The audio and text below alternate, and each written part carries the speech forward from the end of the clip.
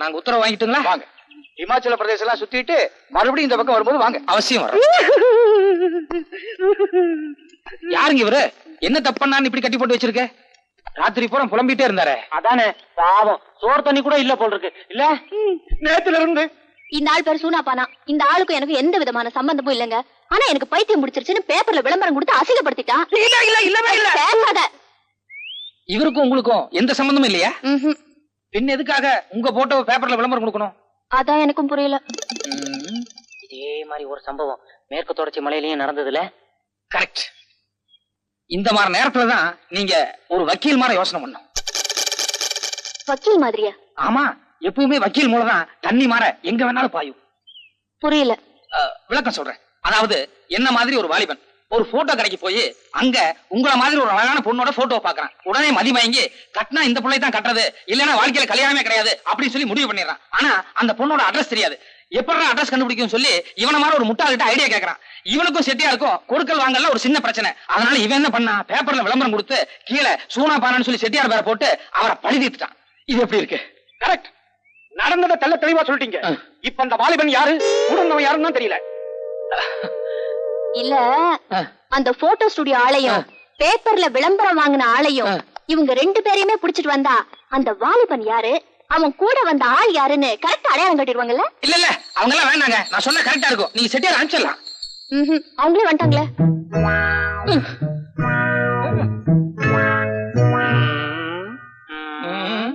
வணக்கம்மா. உங்க போட்டோ கடைக்கு வந்து என் போட்டோ விலை கொடுத்து வாங்கினது இந்த ஆளான்னு கொஞ்சம் பாருங்க. இல்லைங்க, அவுத்துடுங்க. இரு, உங்க பேப்பர்ல விளம்பரம் கொடுத்தது.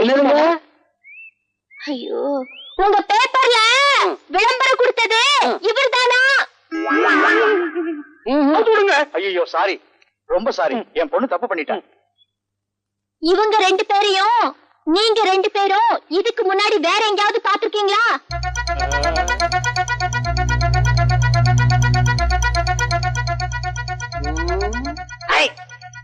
இந்த தாடி மட்டும் இல்லன்னு வைங்க, என்கிட்ட போட்டோ வாங்கின ஆளு அசல் இதே மாதிரி இருப்பாருங்க. உலகத்துல மொத்தம் 7 பேரு ஒரே மாதிரி இருப்பாங்கன்னு சொல்லுவாங்க. இல்லீங்க, இந்த கண்ணு மட்டும் சரியா இருந்ததுன்னா எங்கிட்ட விளம்பரம் கொடுத்தாலும் இதே ஆளுதான். சரி போங்க.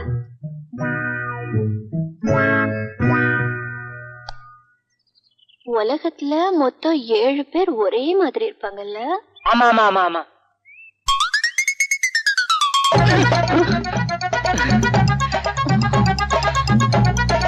இவங்க ரெண்டு பேரும் பிடிச்சி தூண்ல கட்டுங்கடா.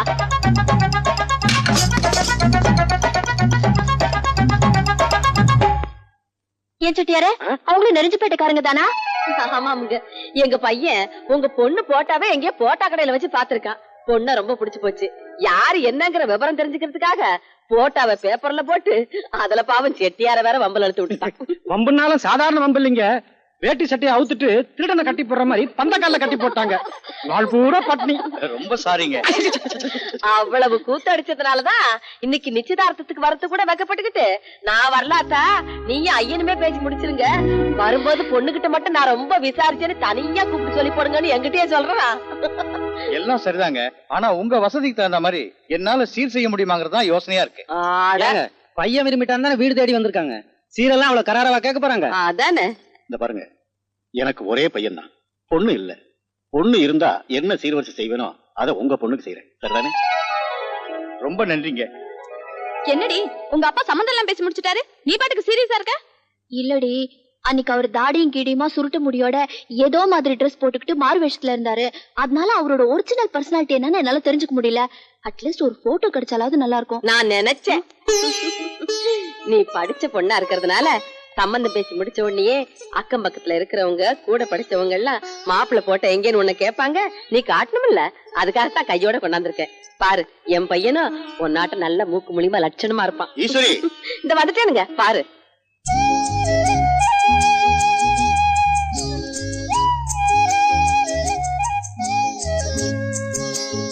இந்த மாதிரி நேரத்துலதான் நீங்க ஒரு வக்கீல் மாதிரி யோசனை பண்ண.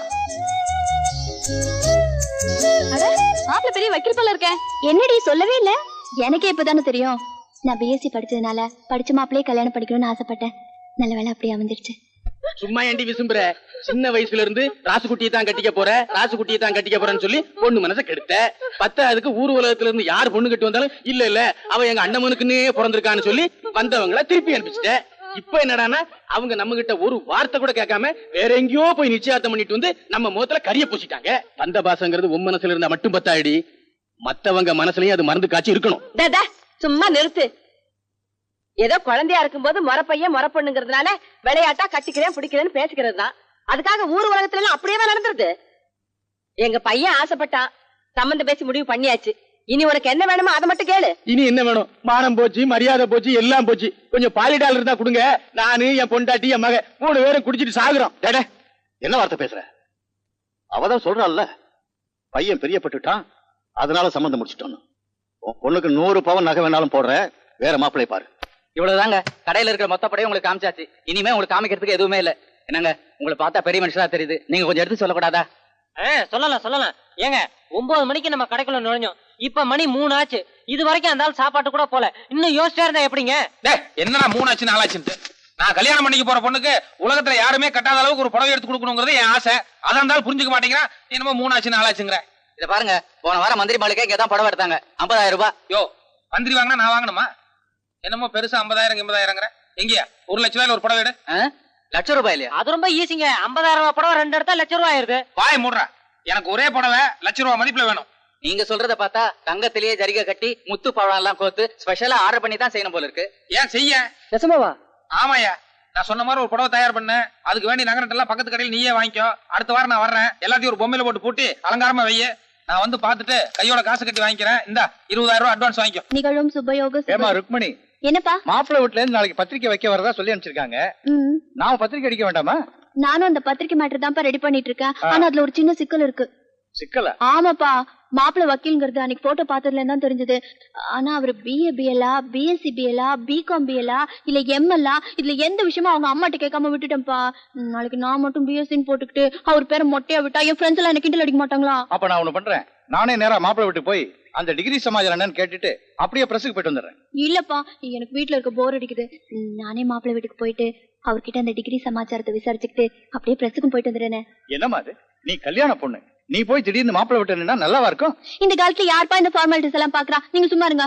போலமாடி. கீதா வருவா. அவளை போற வழியில கூப்பிட்டுக்கலாம். வரேன்ப்பா. அவசியம் குடும்பத்தோட வரணும். சரிங்க. அத்தையும் கூட்டிட்டு வந்துரு. என்ன? சரிங்க. இது உங்க வீட்டு கல்யாணம் மாதிரி நேரங்காலத்தோட வந்து கண்ணியமா மச்சாண்டாரு குழந்தைங்க எல்லாத்தையும் கூட்டிட்டு வந்துருங்க.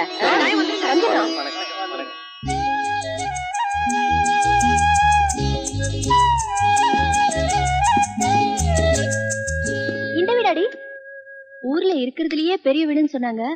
கல்யாண வேலை எல்லாம் மும்முரமா நடந்துட்டு இருக்கு. இந்த வீடாதான் இருக்கும். இறங்கு. சம்பளே, என்ன யாரோ வந்திருக்காங்க?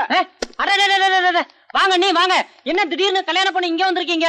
ஒரு வார்த்தை முன்னாடியே சொல்லி அனுப்பிச்சிருந்தா நான் விருந்துக்கெல்லாம் ஏற்பாடு பண்ணிருப்பேன்ல. இப்போ ஒண்ணு குறைஞ்சு போல. டேய் நீ போய் ஆட்டாடி, நீ போய் கோழி பிடி, டேய் நீ போய் காடகல் ஐயோ, அதெல்லாம் ஒண்ணு வேணாம். நான் உடனே திரும்பி போனோம். வீட்டுல யாரு இருக்காங்க? ஐயனும் ஆத்தாலும் பத்திரிக்கை வைக்கிறதுக்காக ஊருக்குள்ள போயிருக்காங்க. டெய்லர் இன்னைக்கு புதுசா ஒரு துணி கொடுத்தாரா, அதை போட்டு போட்டோ எடுக்கிறதுக்காக ராஸ்குட்டி போயிருக்காங்க. புது ட்ரெஸ் போட்டு போட்டோ பிடிக்கிறதுக்கா? புரியலீங்களே. அதை ஏன் கேக்குறீங்க? அது ஒரு பெரிய கூத்து. கல்யாணம் ஆகட்டும், கதை கதையா சொல்றேன். சரி வாங்க உள்ள போலாம். அவங்க வரத்துக்கு ரொம்ப நேரம் ஆகுமா? இல்ல இப்ப வந்துருவாங்க. வாங்க. அப்ப நான் வெளியிலே நிக்கிறேனே. உங்களை வாசல்ல நிக்க வச்சு பேசுறேன். ராஸ்குட்டிக்கு தெரிஞ்சது நம்ம துணிங்க நீல அவுத்து விட்டு கோமணத்தோட நிக்க வச்சு சாட்டை வர எடுத்து புடி புடின்னு புடிச்சிருவாரு. உள்ள வாங்க. இல்லங்க பரவாயில்ல இருக்கு. ஏகப்பட்ட சமாச்சாரம் இருக்கு. உள்ள வந்து பாருங்க. வாங்க வாங்க, இப்படி வாங்க வாங்க. எங்க முதலாளி ராஜ பரம்பரைங்க. இது அவங்க தாத்தாவுக்கு தாத்தாங்க, இது அவங்க தாத்தாங்க. இங்க பாருங்க, எல்லாம் உங்கால் படம் தான். கண்கொள்ளா காட்சி. மட்டையை பிடிச்சிட்டு டபுளாட்டு கொடுத்துருக்காரு. இங்க பாருங்க, எங்க வீட்டு பிள்ளை எம்ஜிஆர் கூட. இங்க பாருங்க, வேட்டைக்காரன் எம்ஜிஆர் கூட. இந்த படத்தை பாருங்க, குஸ்தி போடுற மாதிரி. இதுல கூட டபுளாட்டு கொடுத்துருக்காரு. உங்கால் சரியான போட்டோ பிரியரா இருப்பார் போல இருக்கு. அதே கேக்குறீங்க? 1001 எம்ஜிஆர் மாதிரி ரொம்ப நாளா ஒரு துணி எடுத்து தச்சு வச்சிருக்காருங்க. கல்யாணம் ஆனதுக்கு அப்புறம் உங்களுக்கு கூட 1001 ஜெயலலிதா மாதிரி ஒரு துணி எடுத்து தச்சு 2 பேரும் ஜோடியா நின்னு போட்டோ எடுத்துக்கணும்னு ரொம்ப நாளா சொல்லிட்டு இருக்காருங்க. நான் வேணா டெய்லர் கூட்டி வந்துட்டுமா? இப்பவே அளவு எடுத்துருவாரு. ஐயோ, எனக்கு அதெல்லாம் ஒண்ணு வேற. ஏயா, நான் தான் உன்னை பிடிக்கல, எனக்கு கல்யாணம் வேணாம்னு சொல்லிட்டு வந்துட்டேல, அப்புறம் ஏயா என் பின்னாடி வந்து இப்படி கலாட்ட பண்ற? இத பார், ஆளை பிடிக்கலன்னு அது வேற விஷயம். என்ன பிடிச்சு போய் பத்திரிக்கை எல்லாம் அடிச்சதுக்கு அப்புறம் நான் படிக்காதவங்கிற ஒரே காரணத்துக்காக கல்யாணம் வேணாம்னு சொன்னீங்கன்னா அப்புறம் நீ படிச்ச படிப்புக்கு அர்த்தம் இல்ல. எனக்கு நீ அட்வைஸ் பண்றியா? ருக்மணி அவசரப்படாத. அப்பா நீங்க சும்மா இருங்கப்பா. இத பாரு, நாளையில இருந்து என் பின்னாடி சுத்துன அப்புறம் நடக்கிற கதைய வேற. அப்படியா? நாளைக்கு பாக்க. நாளைக்கு பாக்குறியா? ஆமா. சரி பாக்கலாம். அண்ணி ஐயோ அப்பா, ஐயோ அம்மா. ஐயா வணக்கங்க. வணக்கம். என்ன விஷயம்? நம்ம ஊர் பஞ்சாயத்துல ரொம்ப நாளா டிவி இல்லாம இருந்துச்சுங்க. நம்மள ஒண்ணு வாங்கி கொடுக்க சொல்லி கேட்டு இருந்தவங்க. அதான் அடுத்த வாரம் வாங்கி தரேன்னு சொன்னேன்ல. டிவி பொட்டி வந்துருச்சுமா. வந்துருச்சா? யார் வாங்கி தந்தா? கவர்மெண்ட்ல இருந்தே புத்தம் புதுசா ஒரு பொட்டி கொடுத்து அனுப்பிச்சிருக்காங்கம்மா. பஞ்சாயத்து கட்டடத்துல ஜனங்கள் எல்லாம் தயாரா இருக்காங்கம்மா.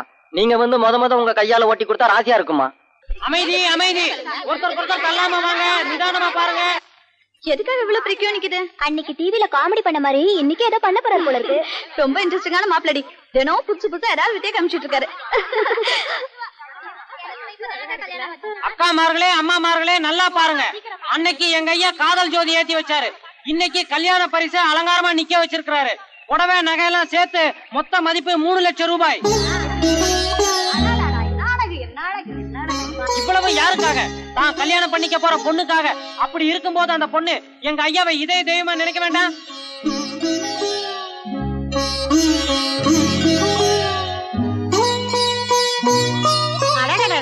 என்ன என்ன புடவை இல்ல? அதானே என் தம்பி, உங்க அழகுக்கும் அந்தஸ்துக்கும் வேற பொண்ணே கிடைக்கலையா? போய் இந்த ஒட்டகத்துக்கு பின்னால சுத்துறீங்க. சொன்னாப்புல அப்படி என்ன அழகு சொட்டுதுன்னு வேண்டாம். எல்லாம் படிச்ச திமிரு. ஏய், ஊர்ல ஒருத்தரும் உன் பக்கம் இல்ல, எல்லாம் அந்த ஆள் பக்கம் தான். இதுக்கு மேல அவமானப்பட வேண்டாம், பேசாம சரண்டர் ஆயிடு.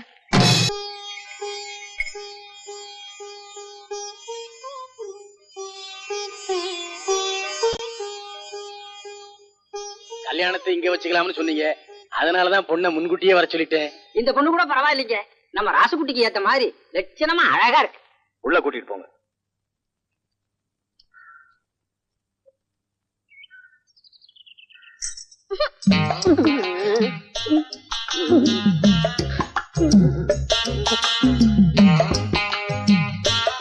ஐயோ ஐயோ ஐயோ.